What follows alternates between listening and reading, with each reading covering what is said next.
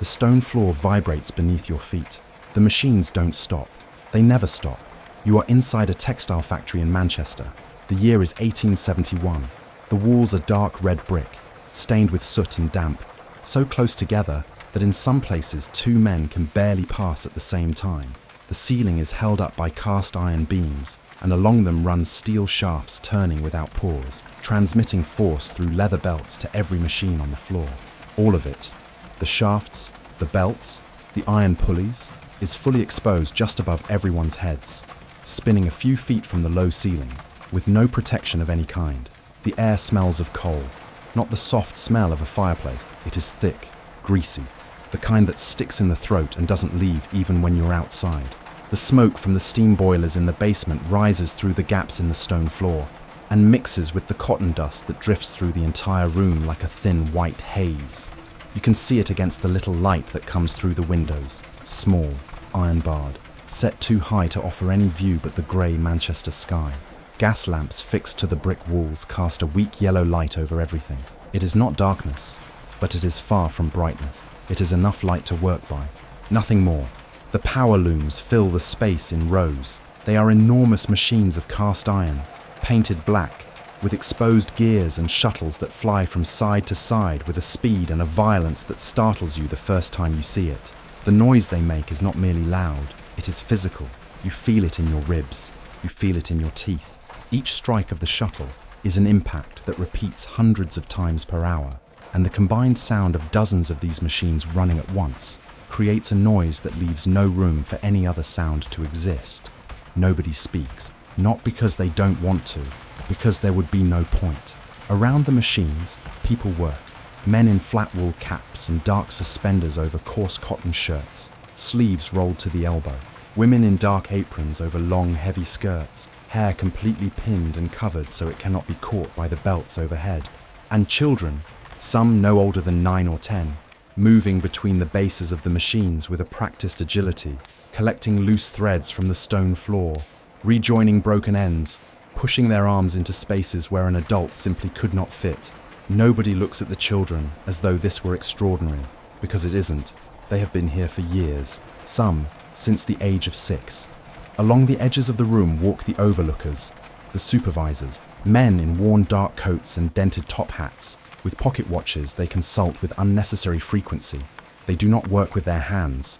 They observe. They walk slowly between the rows of power looms, hands behind their backs, eyes in constant motion. They do not need to speak often. Their presence alone is enough to keep the rhythm from dropping, and the rhythm does not drop. The man you are following has worked at this same loom for years. You can tell not by what he does, but by how he does it. His fingers move on their own over the cold iron of the machine. Guide the thread, check the tension, reposition the shuttle when needed. Grab, guide, check, release. Grab, guide, check, release. The interval between each cycle is a matter of seconds. In 1 hour, that gesture will repeat perhaps 300 times. Over a 12-hour shift, you stop trying to calculate because the number starts to feel impossible, until you remember that it isn't impossible. It is simply the work. 12 hours, 6 days a week. Not with indignation, just as fact. Time passes, but you cannot measure it by what changes around you, because nothing changes. The weak light from the gas lamps stays the same. The noise of the looms stays the same.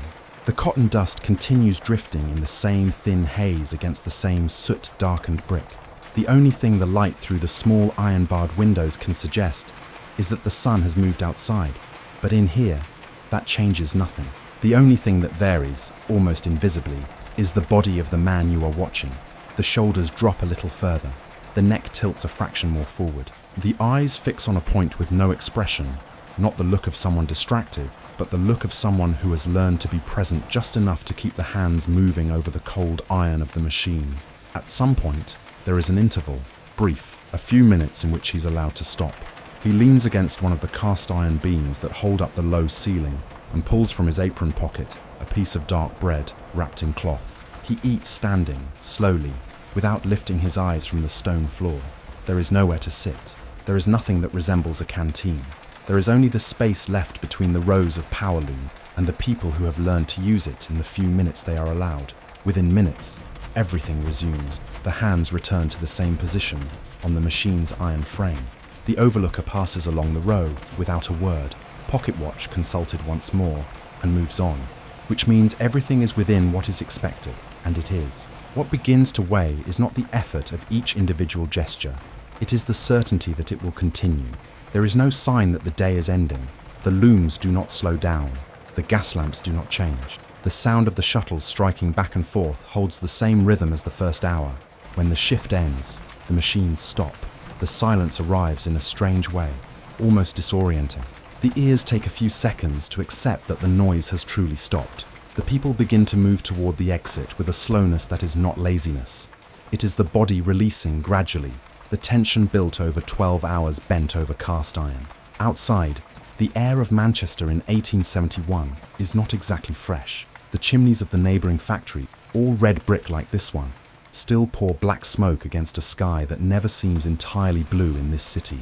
The streets are cobblestone covered in dark mud, lit at irregular intervals by gas lamps not yet ignited. The lamplighter will still pass, as he does every evening, with his long pole and his steady pace. The walk home is short.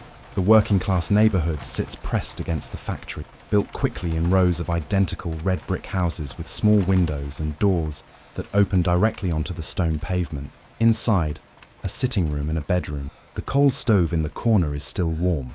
His wife has ladled a thin stew into a chipped earthenware bowl. Potatoes, a little turnip, whatever the market had cheapest that week. They eat together, barely speaking. The words left over from the day are not enough to become conversation. The tallow candle on the table is put out early.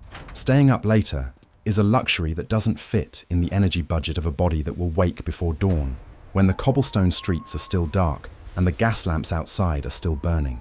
Tomorrow, he will wake when it is still dark. He will put on the same coarse cotton clothes. He will walk the same muddy streets. He will pass through the same iron door of the red brick factory. And the loom will be there, exactly where he left it. Cold iron, leather belts turning on the shafts overhead, cotton dust drifting in the weak light of the gas lamps. It was not a hard day. It was just a day. And in industrial England in 1871, days like this were not the exception in a worker's life. They were the whole of it.